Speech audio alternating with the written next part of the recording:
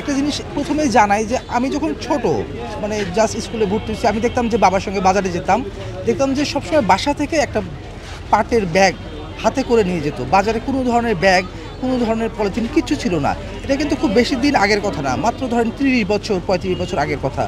এই অল্প সময়ে আমাদের এই সমাজে এমন অবস্থা চলে গেল যে পলিথিন ছাড়া আমরা চলতেই পারছি না। কিন্তু আসলে কিন্তু সত্যি না, পলিথিন ছাড়া আমরা চলেছি, বহু দেশ চলে এবং আমরা চলতে পারবো।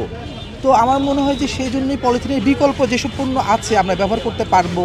পাট বা যেসব পণ্য হচ্ছে সহজে কি বলবো পরিবেশের সঙ্গে সম্পৃক্ত থাকে, এগুলি সহজলভ্য করলে আসলে অবশ্যই মানুষ পলিথিন বাদ দেবে, এটুকু আমরা আশা করতে পারি।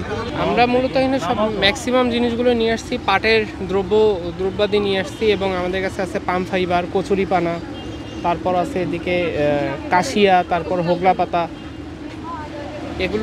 এগুলো নিয়ে আমরা কাজ করতেছি। আমরা মূলত আসছি কারুপণ্য রংপুর লিমিটেড থেকে। আমরা প্রদর্শনীর জন্য আজকেই শুধুমাত্র আছি। 100% ন্যাচারাল প্রোডাক্ট, শতভাগ ন্যাচারাল। এগুলোতে প্লাস্টিকের কোনো ব্যবহার নাই এবং এগুলো খুবই ইকো ফ্রেন্ডলি প্রোডাক্ট আমাদের। আমরা মূলত প্রান্তিক কৃষকদের কাছ থেকে কাঁচামাল সংগ্রহের মাধ্যমে আমরা প্লাস্টিকের বিকল্প হিসাবে পরিবেশ বান্ধব প্রোডাক্ট সবসময় উৎপাদন করে থাকি।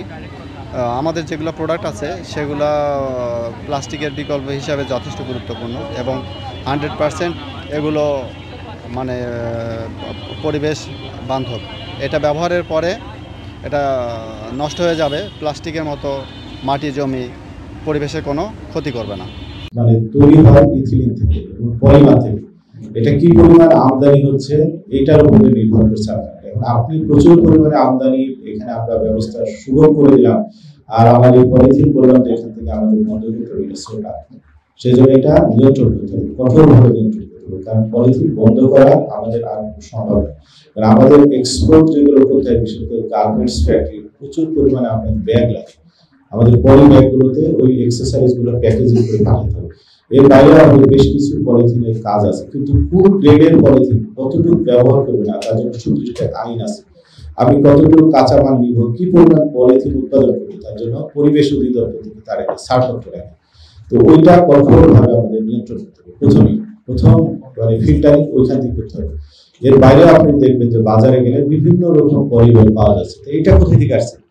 এই পলিব্যাগ তো বাজারে আসার কথা না। যে বাজারে আপনি সবজি কিনতে যাচ্ছেন, মাছ কিনতে যাচ্ছেন, এই পলিথিন কেন আসছে?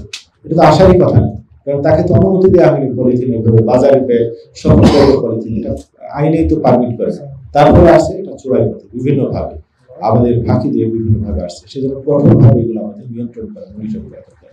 আইন আছে, আইনের সঠিক প্রয়োগটা যেন হয়, সেজন্য সকলের সহযোগিতা দেয়। এখানে শুধুমাত্র পরিবেশ অধিদপ্তরকে দোষ দিলাম, জেলা প্রশাসনকে, সবাইকে। আমাদের নিজেদেরও বাজারে গেলে কোথায় পলিথিন পাওয়া যাচ্ছে না যাচ্ছে সেগুলো সংবাদ দেয় যে হ্যাঁ আমার এখানে পলিথিন পাওয়া যাচ্ছে, আবার এখান থেকে পলিথিন গুলো বন্ধ করতে হবে। বগুড়ার কোথায় কোথায় পলিথিন পাওয়া যায় আমরা সবাই জানি যে এখানে পলিথিন পাওয়া যাচ্ছে। তো সেগুলোর ভিতরে আমাদের সবাইকে একসাথে ব্যবস্থা নিতে হবে, যারা স্টেক হোল্ডার আছে সবাইকে একসাথে। যে আমরা প্রথমত হচ্ছে নিজেরা প্লাস্টিক এবং পলিথিন বর্জন করব, একই সাথে হচ্ছে রেগুলেটরি যে অফিসগুলো আছে আমরা এগুলো দেখভাল করব।